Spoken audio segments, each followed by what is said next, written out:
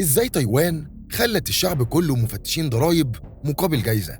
قصة أذكى يا نصيب في العالم. تخيل إن ورقة الإيصال اللي بتاخدها بعد ما تشتري قهوة أو علبة عصير ممكن تخليك تكسب مئات الآلاف من الدولارات. الأغرب إن اللي عامل الجايزة دي مش شركة ولا برنامج مسابقات، دي الحكومة نفسها. بس ليه الحكومة تدفع ملايين علشان الناس تحتفظ بإيصالات الشراء؟ الإجابة إن تايوان استخدمت فكرة بسيطة وعبقرية. بدل ما تعين آلاف مفتشي الضرائب علشان يراقبوا التجار، خلت ملايين المواطنين يعملوا المهمة دي بإرادتهم مقابل فرصة للفوز بجائزة مالية. تعال نحكي القصة من الأول ونشوف هل الفكرة دي نجحت ولا لأ. ركز معايا في الفيديو ده وصدقني هتنبهر. بس الأول ما تنساش تعمل لايك، تشترك في القناة وتفعل الجرس علشان الحلقات الجاية هتكون أقوى.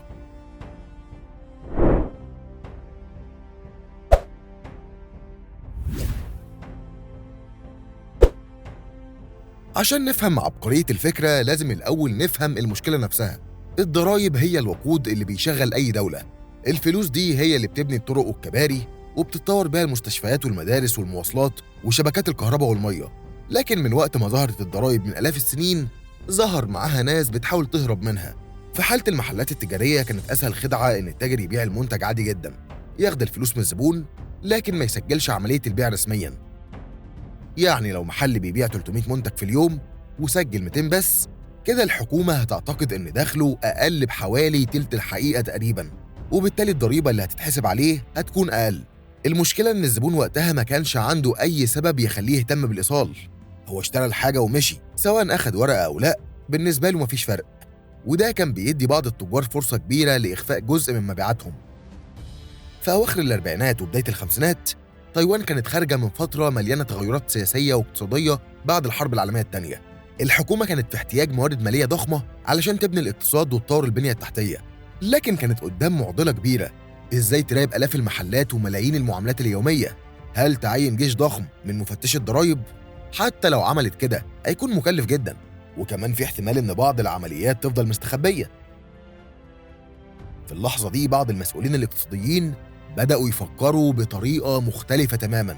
بدل ما يسألوا إزاي نمسك كل تاجر بيتهرب، سألوا سؤال أذكى بكتير: إزاي نخلي الزبون نفسه يطلب الدليل على إن عملية البيع اتسجلت؟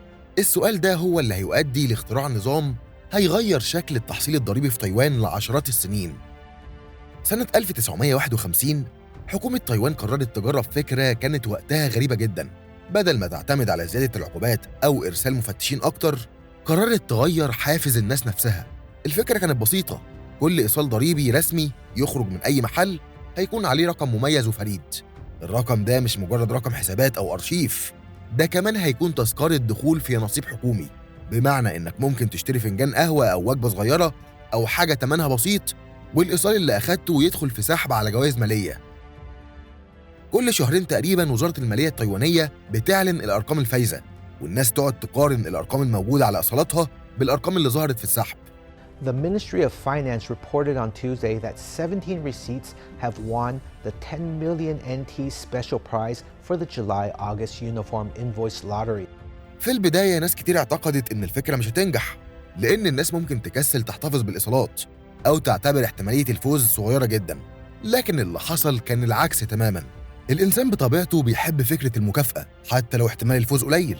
شركات اليانصيب والكازينوهات والألعاب التنافسية مبنية على نفس المبدأ النفسي. لكن الفرق هنا إن الحكومة استخدمت نفس الفكرة لتحقيق هدف عام، وهو زيادة الالتزام الضريبي.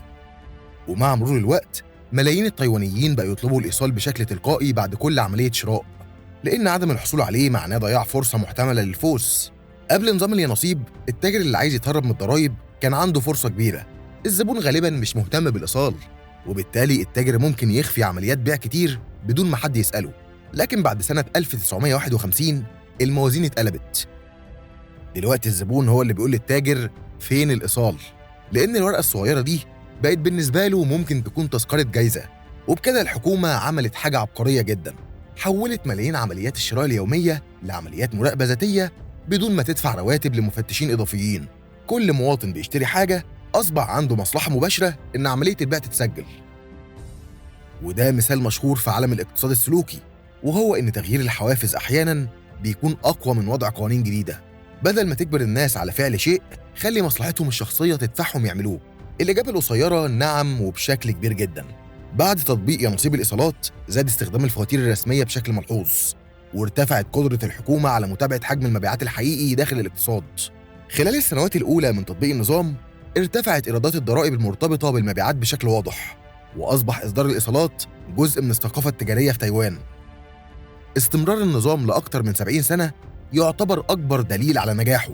لو كان النظام ده مجرد تجربة فاشلة كانت الحكومة وقفته من عقود. النهاردة قيمة الجائزة الكبرى وصلت لحوالي 10 مليون دولار تايواني، وده مبلغ يساوي مئات الآلاف من الدولارات الأمريكية. وفي جوائز تانية كتير بقيمة 2 مليون دولار تايواني، بالإضافة لآلاف الجوائز الصغيرة، وده بيخلي عدد الفائزين أكبر ويحافظ على اهتمام الناس بالمشاركة. المثير في الموضوع إن النظام اتولد في الخمسينات ما اختفاش مع ظهور التكنولوجيا، بالعكس تايوان طورته. زمان الناس كانت بتحتفظ بأكياس أو علب مليانة إيصالات ورقية وتنتظر موعد السحب كل شهرين، لكن مع التحول الرقمي ظهرت الفواتير الإلكترونية.